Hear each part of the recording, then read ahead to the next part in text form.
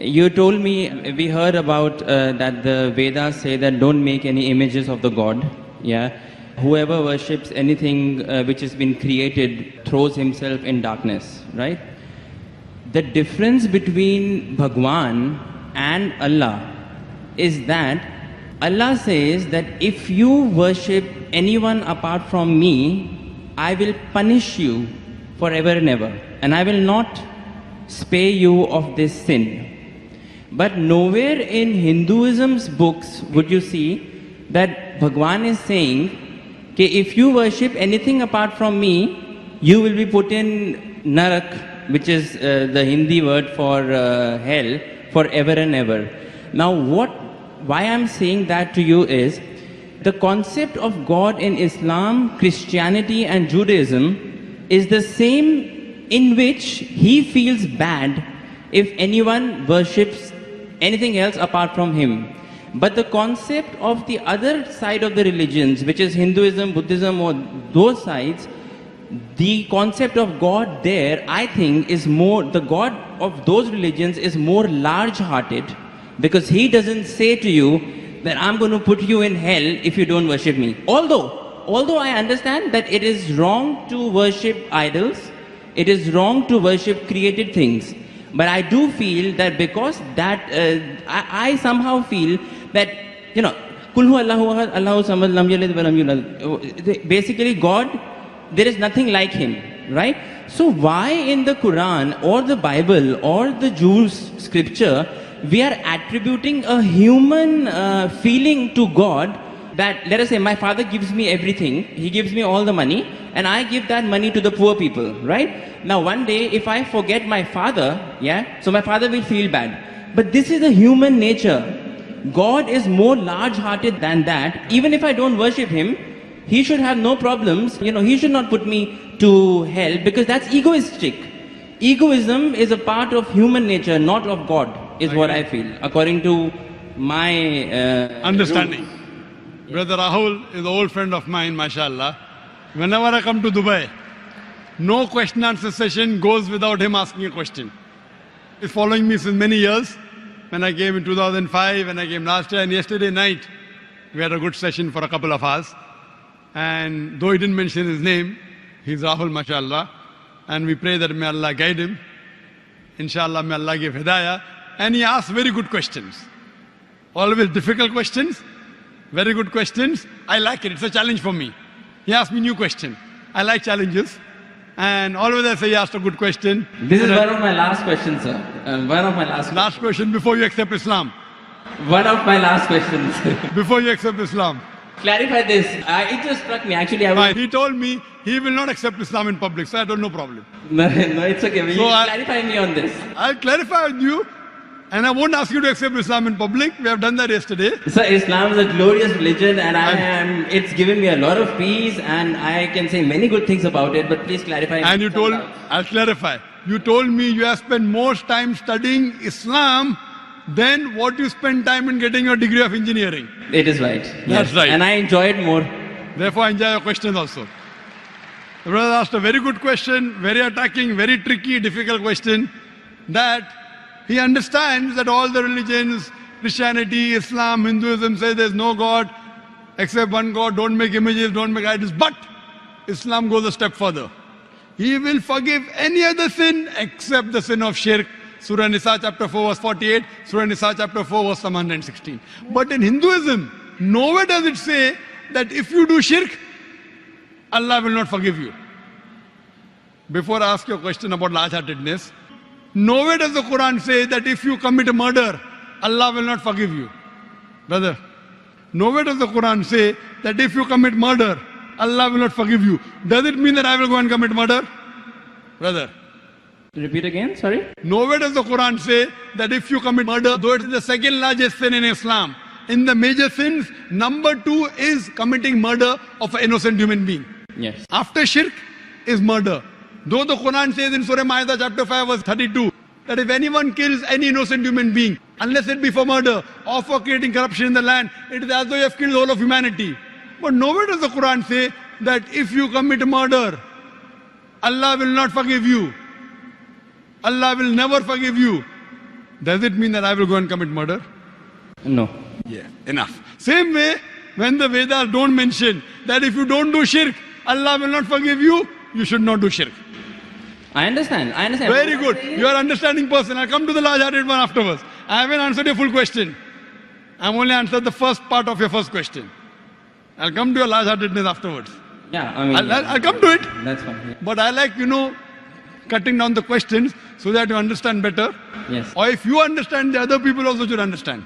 You're an intelligent person, I know that. Sure. MashaAllah, engineer done from UK. That's what he told me yesterday. Now coming to your part of large-heartedness. Yeah. That in Islam, if you don't do this, I'll punish you. That is a human nature. That if the father gives money to the son, son gives in charity, tomorrow the son doesn't ask about the father, so father feels bad. It's human nature, I agree with you. God is far superior, I agree with you. Yes. So why does God feel bad? Yes. Very good question, very intelligent question. Inshallah you will get convinced. I won't ask you to accept Islam in public. Sure. That we have done that yesterday. Yes. The Quran says, Allah subhanahu wa ta'ala does not require you, you require him. Now coming to the question. Now I'm making your question more easy. Why we have to say Allahu Akbar, Allah is the greatest? Allah asks you to say Allahu Akbar, Allah is the greatest. Tomorrow if you don't say Allah is the greatest, do you think Allah will become less? No. No. Yeah. Whether you say or not, Allah is already the greatest. Irrespective whether you say or not, it will make no difference, not even an iota of difference. He is already the greatest. He will remain irrespective whether you say or not. Why does he ask you to say that is the question. The question is, Allah subhanahu wa ta'ala knows the human psychology. For example, your mother has a heart attack. And now, you have heard of a very famous heart specialist in the world. If you know he's famous, he will give you some advice for your mother. Another person who's unknown, he comes and gives you advice. Whose advice will you follow? Repeat again, sorry. If your mother has a heart attack, Yeah. there's a person who you know is the most famous heart specialist in the world. I would follow the advice of the specialist. Why? Because you know he's number one, he's most famous. So the reason Allah asks you to praise him is not for his benefit, it's for your benefit. Because the moment you praise Allah, you will follow his advice. Agreed. By following his advice, Allah will not benefit, you will benefit. Yes. By the doctor giving advice to you, he will not benefit. Yes, you may give him fees so that way he'll benefit. You aren't giving any fees to Allah. Yes. So Allah doesn't benefit anything. But at the moment you praise him, it is human. When you say Allah is the most wise, Allah is the greatest, Allah is the most merciful, most wise, he gives advice, I'll follow. Most greatest, I'll follow him. Most merciful, I'll follow him. So you say all these praises not to benefit him, to benefit yourself. Agreed. Yes. So when you worship him, it does not benefit him, it benefits you. Yes. When you follow the advice of the doctor, it will benefit if you give him fees. Yes. Yes. You don't give any fees to Allah. Yes. It benefits you. Yes. So same way, Allah is large-hearted. By punishing you, do you think he will benefit? No. By punishing, he becomes I'm coming to it, brother Rahul. Yeah. Let me complete my answer. Sure. Yeah. By punishing you, he will not benefit. But he is giving you a fear. Why? If you have alcohol, he will punish you. If you have drugs, he'll punish you. Whether you have drugs or what difference does it make to him? Now, if he says, okay, don't have drugs, but if you have drugs, I will not punish you, then will you have drugs or not? You will have. If I give an examination, right? No, I won't have. If I'm convinced it's wrong for me, I won't have. I don't need that fear of the hell. The Right. fear of the hellfire to be put in my mind Yes. to yes. avert me. God convinces people in different ways. Some people with reason and logic. You're a logical person, you're convinced with logic. Some people want fear, some people want punishment, some people want reward. There are 3-4 types of ways which Allah speaks. You get convinced with reason and logic, you're like me. Yeah. You're like me. Yes. Some people, they are not convinced with reason and logic. Leave logic. I'll get reward, I'll do it. I'll get punishment, I'll stay away. So if, लेकिन सच क्या है होता क्या है reality में is the fear is it reality वो होएगा yes, I'll tell you. Reality is that the hellfire is there and the punishment is there, Brother, right? let me complete the answer. Yeah. Will you allow me to complete the answer or you will? Yes, please. Let me complete, I'll give you a chance. Ji. I'll give you a chance to say that you are convinced. Yes. But before I complete my answer, you're interjecting. Sure. Yeah, please. After I complete, I'll give you a chance and ask you. Sure, yeah. Now, there's a teacher taking an examination. 2 plus 2 is how much? 4. Convinced? Now, there are some people, the teacher says, okay, now in the examination, those who write correctly will get plus point, will pass. Those who don't write correctly will fail. Now, when the teacher is telling hundreds of things, it's difficult for everyone to remember. But if you want to remember, you write. If you write correct, I'll pass you. If you write wrong, I'll fail you. So now the student starts memorizing. He starts like you passed your engineering. You are afraid of failing. Yes. If you wouldn't have studied, you would have failed. So if teacher says, no problem, even if you write wrong, I will give you part degree. Will you study? No.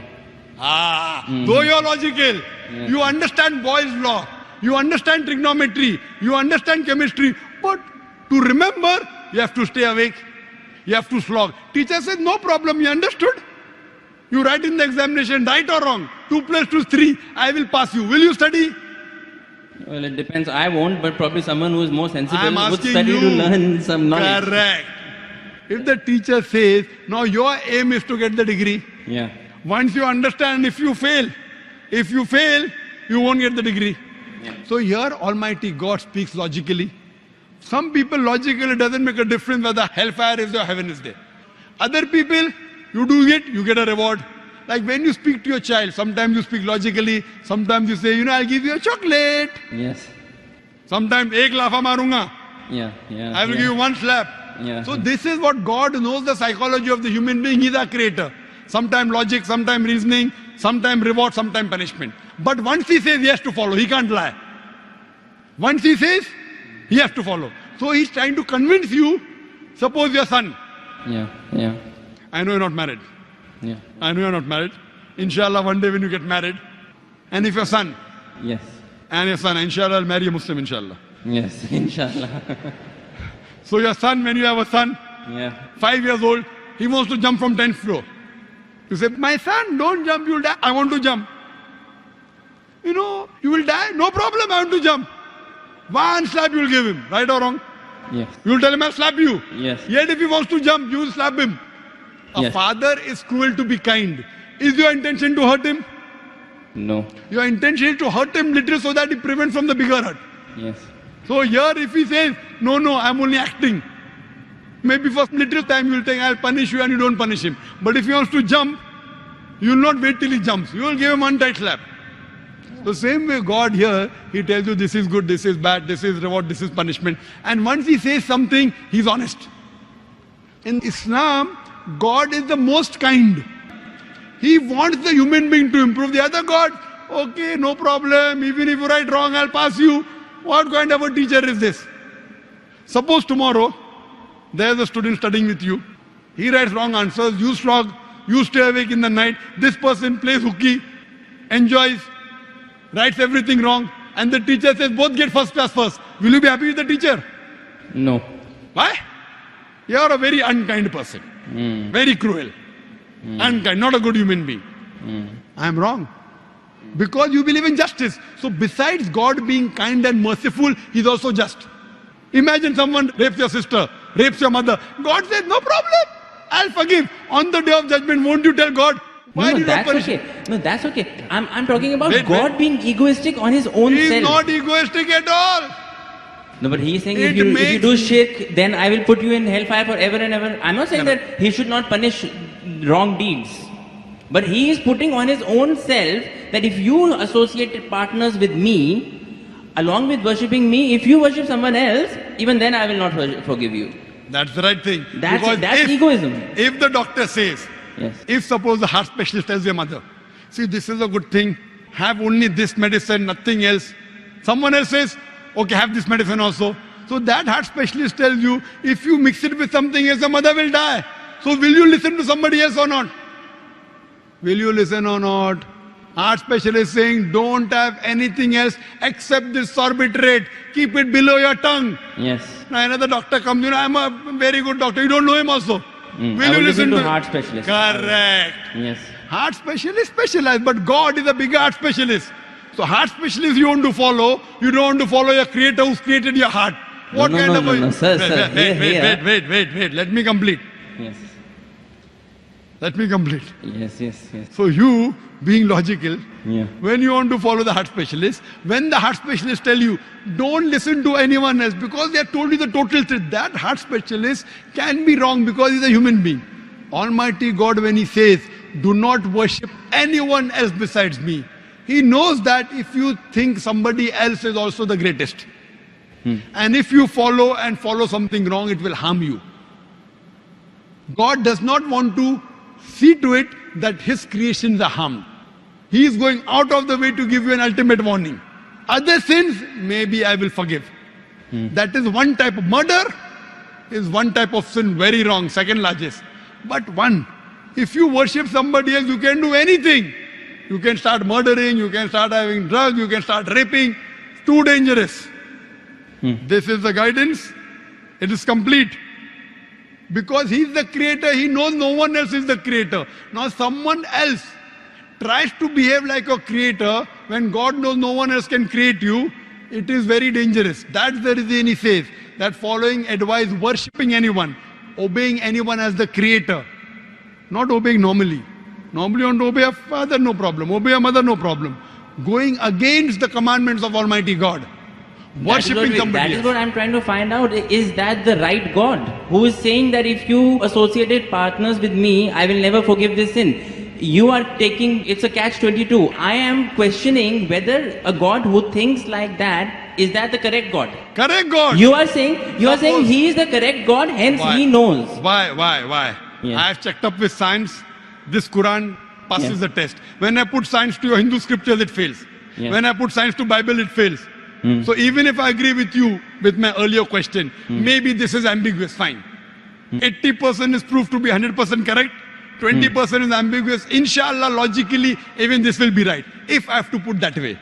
But the other way, if a doctor who's solid... Stronger argument would be that Stronger 100% argument, is correct. 100% 100% of it is proved that it is correct. If 20% ambiguous is I'll there, tell you one thing, brother. Your mind hasn't reached that level. My mind hasn't reached that level. right. The science hasn't reached that level. Maybe 100 years afterward, 1000 years after, it will be proved 100% correct. We are limited. The problem is in you and me, not in the Quran. Similarly, but a person who's very powerful, a person who's a heart specialist, he knows his stuff very well. He'll be sure. Do this, nothing else. A person who's not sure, okay, have this medicine also, have that medicine also. So person who's cocksure of himself, like the Creator Almighty God, he will give this commandment. Now he's cocksure. You are not cocksure about him that he's the Creator. Yes. Once you're cocksure, you'll follow. I am cocksure that this is the word of Almighty God. You aren't. Yes. So once your research gets complete, Yes.